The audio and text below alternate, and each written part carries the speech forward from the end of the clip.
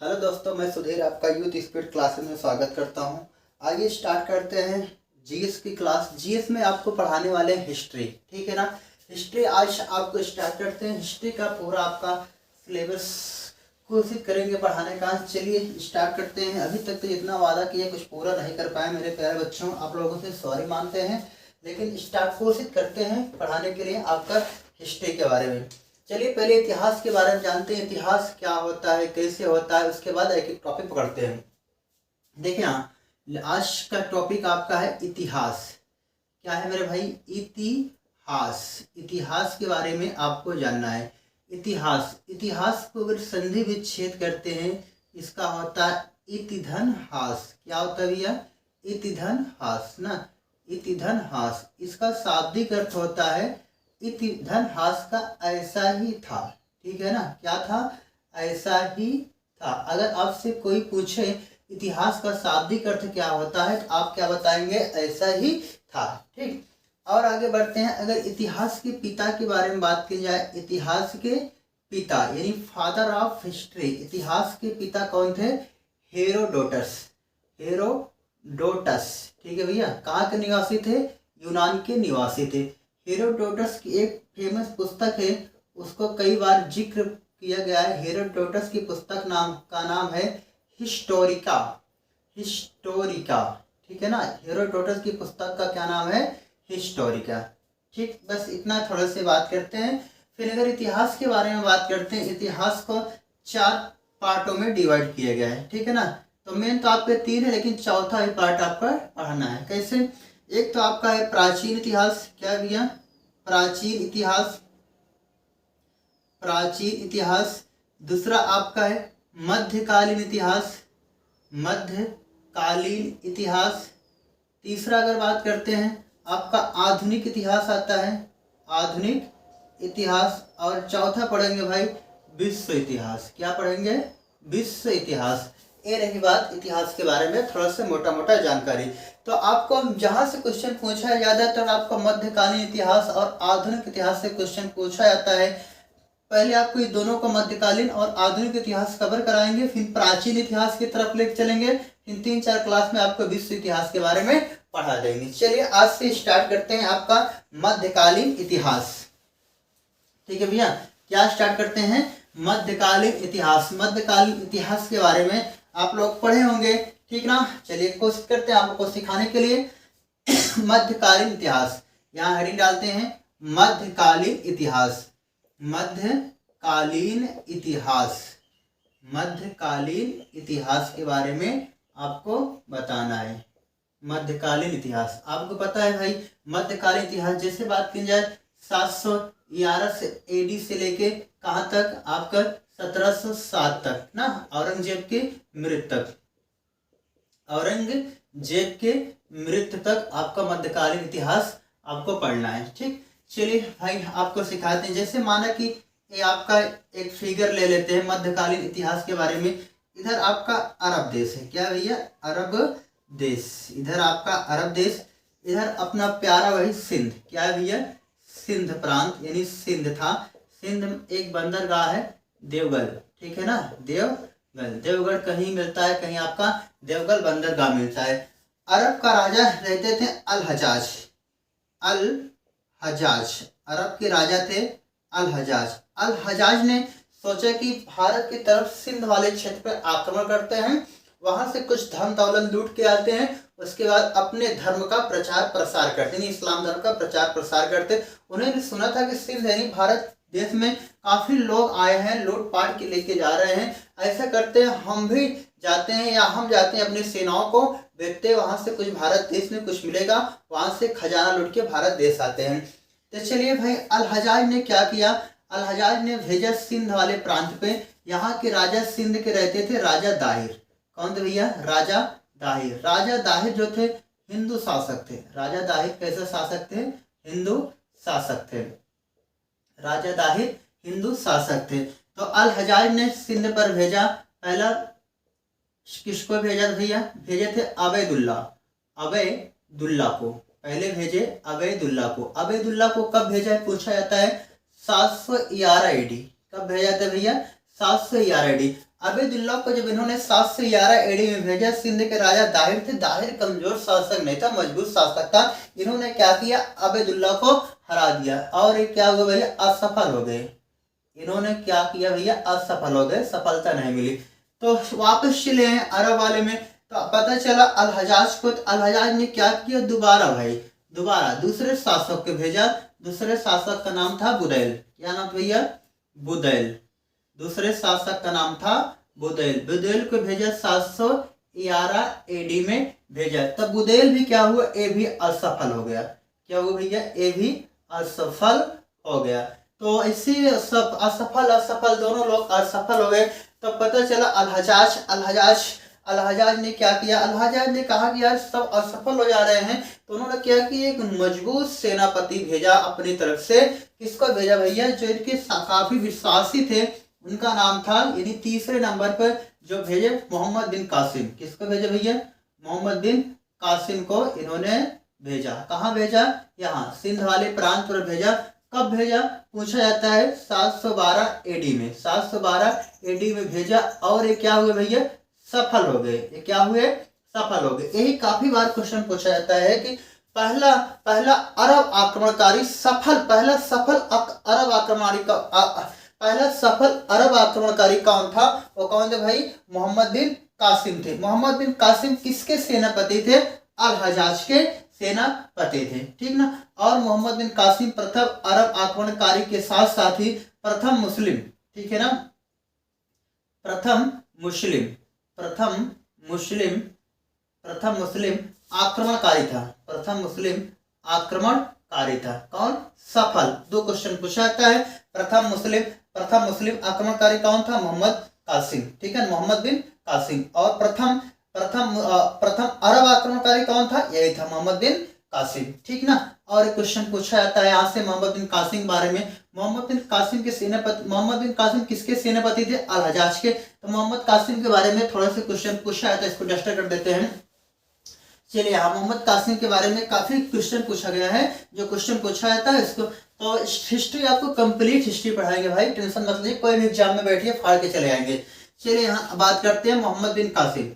बात करते हैं भाई मोहम्मद बिन कासिम के बारे में बात करते हैं। मोहम्मद बिन कासिम किसका सेनापति था भाई, अल हजाज का सेनापति था। मोहम्मद बिन कासिम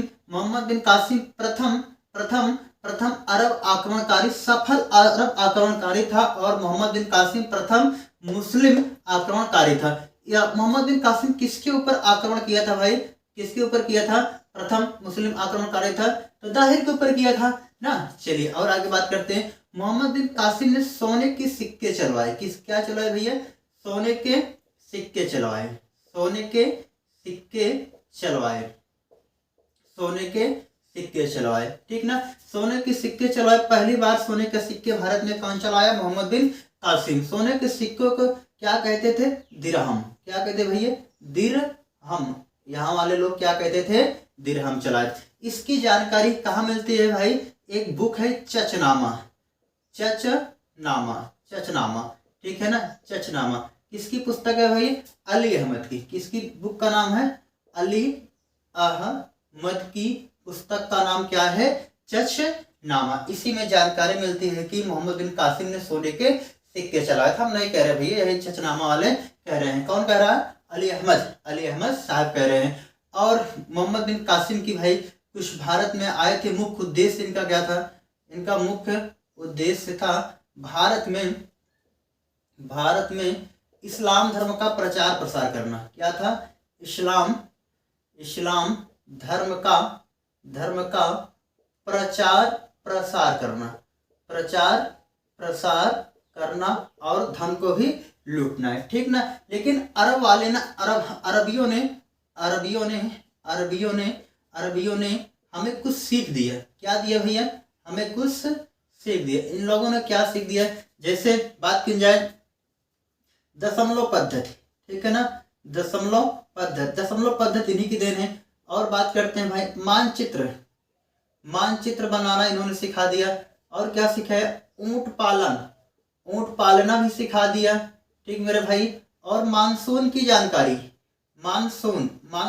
जानकारी किसकी देन है? इन्हीं अरब वाली की देन है, मानसून की भी जानकारी। जैसे दशमलव का, मानचित्र का और बात करते हैं भाई यहाँ ऊंट पालना और मानसून की जानकारी इन्हीं की देन है। चलिए आगे बढ़ते हैं।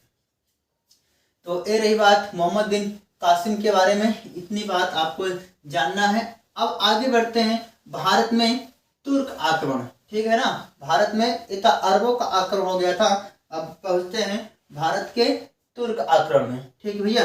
भारत में तुर्क आक्रमण, भारत में तुर्क आक्रमण, भारत में तुर्क आक्रमण के बारे में बात करते हैं। अगर भारत में तुर्क आक्रमण के बारे में बात की जाए, जैसे जो अरब वाली थे और जो भारत में अरबों का आक्रमण किए थे वो अरब के निवासी थे, वैसे इनके बारे में बात की जाता है। भारत में तुर्क आक्रमण के बारे में बात की जाती है। ये कहाँ के निवासी थे भाई?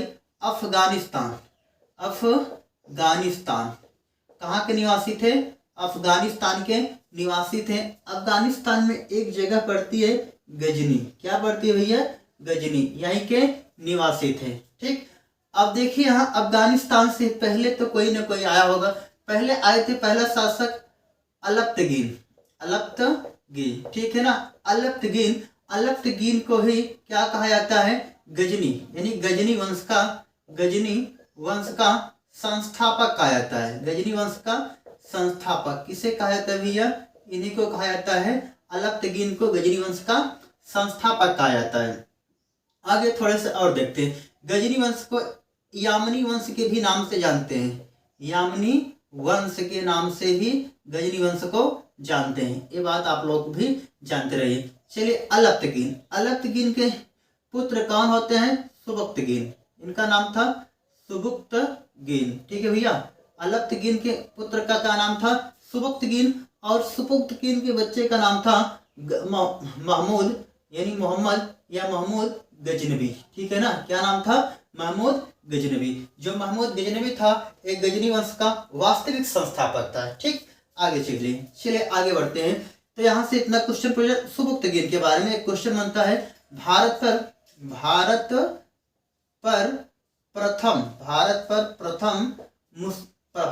प्रथम तुर्क आक्रमणकारी था। क्या था भैया? भारत पर प्रथम तुर्क आक्रमणकारी था। यहाँ से क्वेश्चन पूछा जाता है। फिर गजनी के बारे में बात करते हैं, महमूद गजनवी, ठीक है ना। महमूद गजनवी। तो जो यहाँ से अगर बात करें, भारत पर सुबुक्तगीन जो था, भारत पर प्रथम तुर्क आक्रमण किया था। किसके ऊपर किया था भाई? कब किया था? 986 एडी में, 986 एडी में जयपाल के, ठीक है ना। जयपाल ये हिंदू शासक थे, जयपाल के ऊपर इन्होंने पहला आक्रमण किया था। यहाँ से क्वेश्चन पूछा जाता है। अब चलिए महमूद गजनवी के पास चलते हैं। अगर महमूद गजनवी के बारे में बात करते हैं, महमूद गजनवी 998 एडी में, यानी 998 एडी में गद्दी पर बैठता है। क्या करता है भैया? गद्दी पर बैठता है। गद्दी पे बैठते ही क्या करता है? वहां के जो खलीफा होते थे उनसे कहने लगा, खलीफा जी हमारे सर पर हाथ रख दीजिए और हम क्या करेंगे भाई, पूरे भारत देश में या पूरे विश्व में क्या करने? मुस्लिम धर्म का प्रचार प्रसार कर देंगे। खलीफा यही चाहते हुए थे, ठीक है ना। तो उन्होंने क्या किया भाई? तो खलीफा ने क्या किया? इनको गाजी की उपाधि, किसकी उपाधि? गाजी की उपाधि, गाजी की उपाधि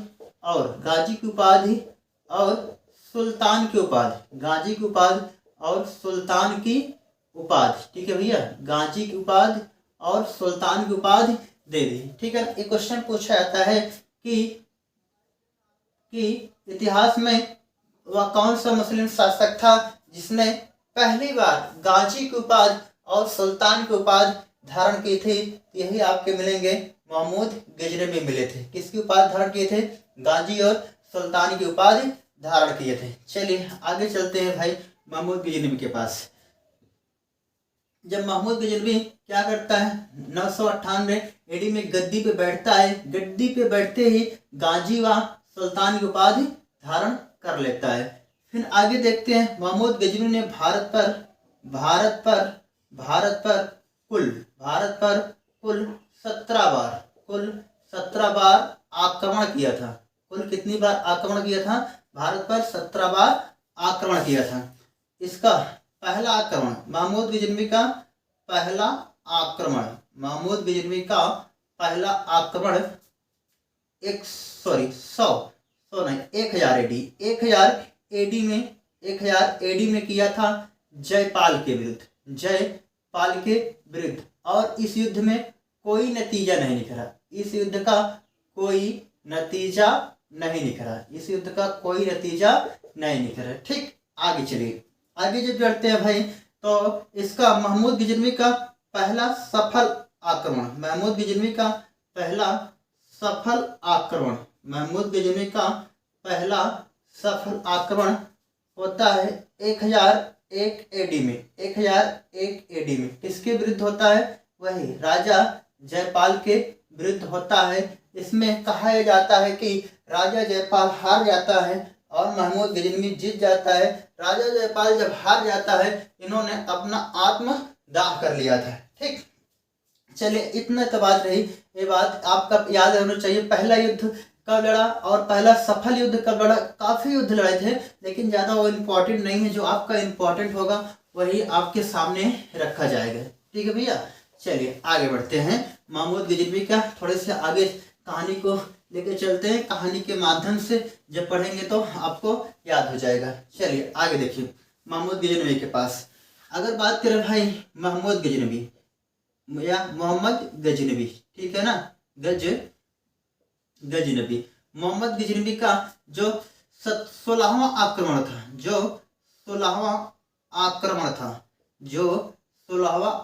था, वो हुआ था 1025 एडी। कब हुआ था? 1025 एडी। कहाँ हुआ था? सोमनाथ मंदिर। कहाँ भाई? सोमनाथ मंदिर को इसने लूटा था। सोमनाथ मंदिर कहाँ है? गुजरात। कहाँ है भैया? गुजरात में है सोमनाथ मंदिर, गुजरात। सोमनाथ मंदिर में किस भगवान की पूजा होती है? भगवान शिव की पूजा होती है। और उस समय सोमनाथ मंदिर यानी गुजरात का शासक कौन था? गुजरात का शासक, अगर बात करें, गुजरात का शासक था भीमदेव। कौन था भैया? भीमदेव प्रथम थे। जो किस वंश के थे भाई?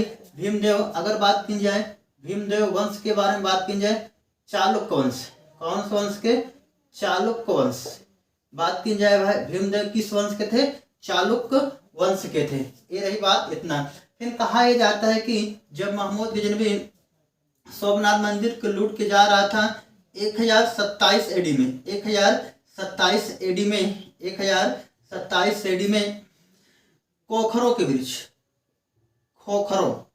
खोखरों से युद्ध करता है। खोखर एक जनजाति, खोखरों से जब युद्ध करता है, इस युद्ध में गजनवी घायल हो जाता है। क्या होता है भैया? घायल हो जाता है और वह युद्ध छोड़कर भाग जाता है। मतलब लड़ता है लेकिन उसका कोई परिणाम नहीं निकलता है। कहा जाता है कि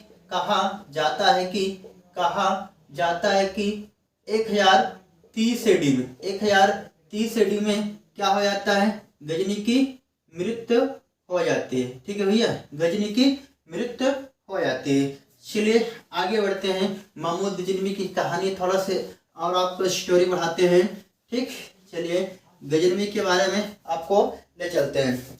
थोड़ा से कमेंट पढ़ लेते हैं भाई। लोग कमेंट आया है, और आकाश है, विशाल है, क्या कह रहे हैं? अच्छा, हाँ, नहीं वो पढ़ा रहे हैं पूरा लाइन से ही। हाँ, जो फेमस होगा वही बता रहे हैं ना। हाँ, तो अरे इनका थोड़ा सा, हाँ, अरे यामिनी वंश तो बता दिए हैं। यामिनी वंश बता दिए। अच्छा, अन्य नाम। ठीक, चलिए भाई, महमूद गजनवी का अन्य नाम, बहुत सही, आप लोग अच्छे के याद दिला दिए। अन्य नाम, इनको किस नाम से जानते हैं? देखिए, पहला नाम क्या बता रहे हैं कमेंट में? यामीन उद दौला। ठीक है ना, पहला नाम क्या आ गया? यामीन उद दौला। दूसरा क्या होता है भैया? यामीन उद दौला, हाँ, उल बिल्लाल। सही है, क्या बता रहे हैं? उल बिल्लाल। ठीक है भैया, उल बिल्लाल, उल बिल्लाह, ठीक, उल बिल्लाह। अगर तीसरे के बारे में बात की जाए, उल बिल्लाह के बाद बुत सिकन, ठीक है भाई, क्या था, बुत सिकन, क्या नाम है, बुत सिकन, ठीक। आगे अगला, हाँ इसको भी कहा जाता है, ठीक। कहा गया चौथा, मूर्ति भंजन, ठीक है भैया, मूर्ति मूर्ति भंजन कहा जाता है। मूर्ति भंजन इसलिए कहा जाता है क्योंकि इसने मूर्तियों को, मूर्ति भंजन मतलब मूर्तियों को तोड़ने वाला, मूर्तियों को तोड़ने वाला, मूर्तियों को तोड़ने वाला, वो क्या कहा जाता है, मूर्ति भंजन कहा जाता है। चलिए ठीक है, आप लोग अच्छा काम किए, याद दिला दिया। और कमेंट में जिसका से कमेंट आया सभी का नाम ले लिए भैया, विकास, साहिल, हाँ अलकेश, ठीक ठीक, हाँ जी जी जी, हाँ आगे होता है क्या, 1008 में भी युद्ध करता है। हाँ सब इम्पोर्टेंट, उतना खास नहीं है ना, आप जितना पढ़ा जा रहा है उतना पढ़ लीजिए, बहुत है। हाँ 17 बार आक्रमण किए थे, जो 16वां आक्रमण था वही ज्यादा फेमस था। हाँ वही तो बता दिए है ना। चलिए क्या बता रहे हो जी, इनके समकालीन लेखक जी, महमूद गजनबी के, महमूद गजनबी महमूद गजनबी के समकालीन लेखक, समकालीन लेखक, ठीक, समकालीन लेखक के बारे में बात करते हैं। अगर पहला बात करते हैं फिरदौसी, कौन है भैया, फिरदौसी, नाम है फिरदौसी की फेमस पुस्तक है भैया। अगर इनकी बुक के बारे में बात की जाए, शाहनामा, क्या नाम है, शाहनामा। शाहनामा किस भाषा में लिखी गई थी, फारसी भाषा में, किस भाषा में, फारसी भाषा में लिखी गई। शाहनामा को क्या बता रहे हो, हाँ ईरान का महाकाव्य ही बताने जा रहे थे यार, ईरान का महाकाव्य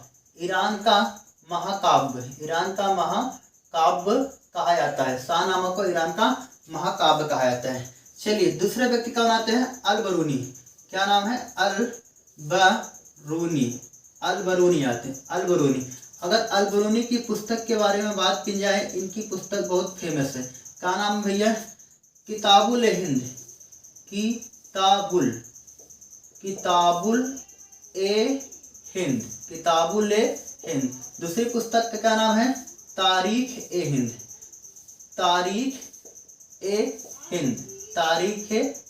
इनकी पुस्तक का नाम है। ये तो फिरदौसी, अल-बरूनी।